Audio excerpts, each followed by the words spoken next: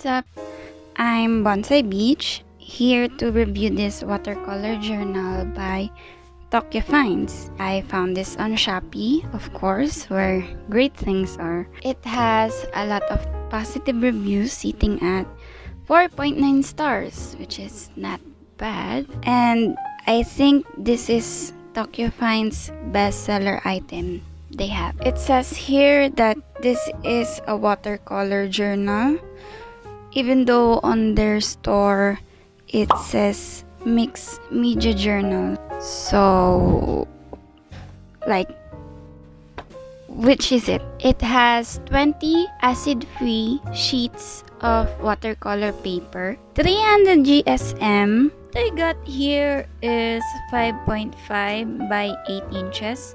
I bought it for 349 pesos. It's an inch bigger than 5R size. The large size is 8.5 by 11, which is like same size of a bond paper, for 449 pesos. And a mini size, 3.5 by 2.5 inches for 199 pesos. And it is called pressed paper. I asked them long time ago if this is 100% cotton paper. They said it is not. It is 100% wood pulp, and cotton would have cost from 1,000 pesos to 2,000 pesos. Oh, I forgot. Let me zoom in. I'm gonna show you this statement.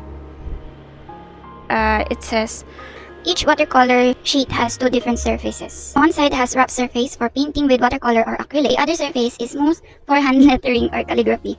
It's the perfect journal for different art direction. Okay. So keep this in mind, okay? Because it's not true. Can you see that? Here. It has like rough texture on it. It's not patterned, unlike Canson.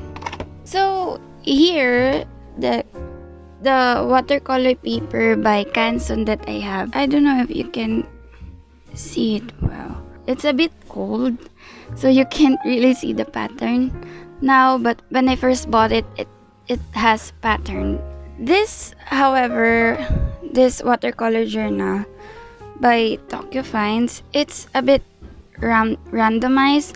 It's more on similar to this watercolor paper, Baohong. Don't mind the drawing. It kind of looks like handmade. The thing that they are saying that this has two different surfaces, it's not true. This is the other side. It still has texture on it, and I think it's a good thing, because from my experience, I did not really like the two different surfaces. Like this Canson paper has that kind of paper, like one side is rough, the other side is smooth. So you can really see that it is smoother than the other side of the page. But I don't like it for watercolor paper, neither for gouache or acrylic. It's not really nice. But for beginners, this is what I use for practice when I was starting to explore on watercolor. This was the paper that I have started. I'm not getting the right result that I wanted. Like for example here, it's not that good. And the overruns, the rough side of the paper is kind of good on watercolor, but not great. But here, the smooth side is horrible. Anyways, back to the watercolor journal. I have this for months. This is what I actually used when I reviewed the Winsor & Newton acrylic paints. So this is what it looks like when used with acrylic paints. It's kind of nice actually. But now I haven't tested it on watercolor or gouache. So I'm gonna do it right now. Whoosh! I forgot to mention that they also gave me a free brush. I think I'm gonna use it. Psych! I use a bigger brush instead. Just kidding, I use it for detail. I figured that if I used the brush they sent me, it would take me longer than it should have. I like how this paper can hold heavy washes of paint and can also handle wet on wet technique pretty well.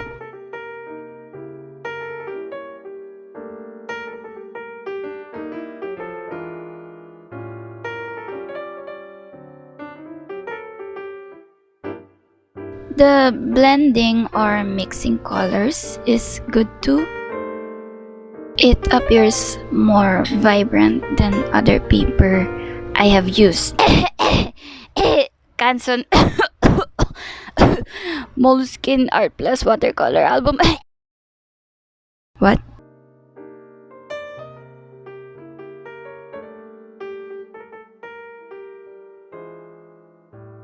Layering and glazing is a bit challenging.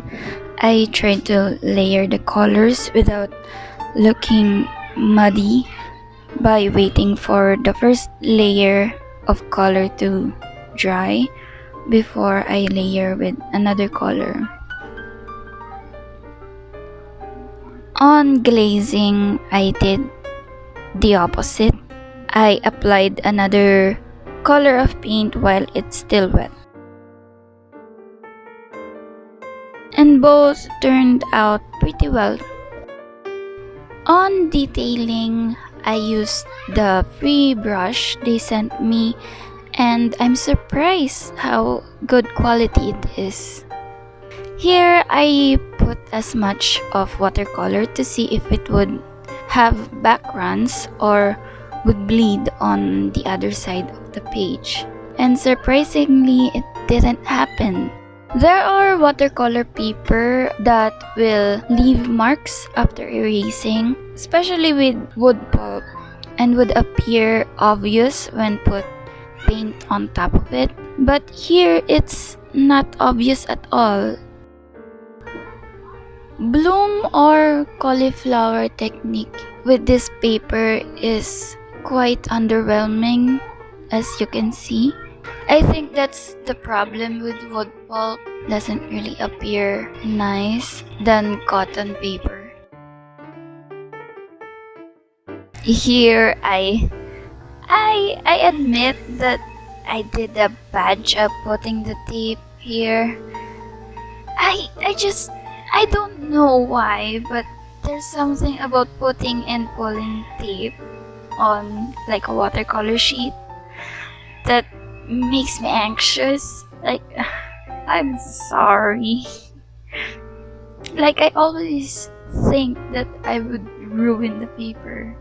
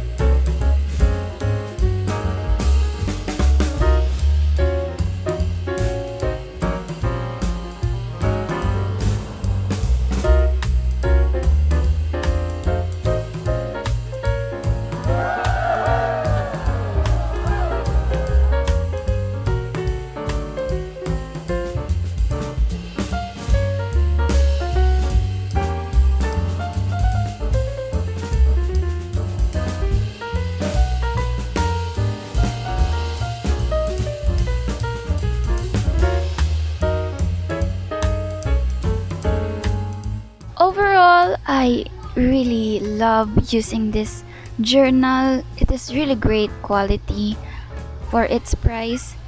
I think this is the right journal if you want to practice other medium too, not just watercolor. Even if you're a beginner with watercolor, you can practice other techniques properly with this paper. And I think I would recommend this one over Canson, that one with a hot air balloon on the front cover. Because even though the Canson one is cheaper, like the difference is like 100 pesos, and both are made of wood pulp. This, however, is thicker and you really get what you pay for. And this is definitely better than Moleskine, that one that I showed before, that pocket album they have. I think that's sold out, but bro, after I bought that, I felt scammed. It cost me 800 pesos plus shipping fee. I can't explain how worse it is. I really hate that watercolor album, but I guess that's another video for another day. So that's all I have to say about it. Thank you for watching. If you like what I did, please consider to like this video so the mighty algorithm knows that I exist. Comment down below if you have any suggestions or questions. I would love to see it. And subscribe, ring the bell, all that good stuff. Take care of yourself and goodbye.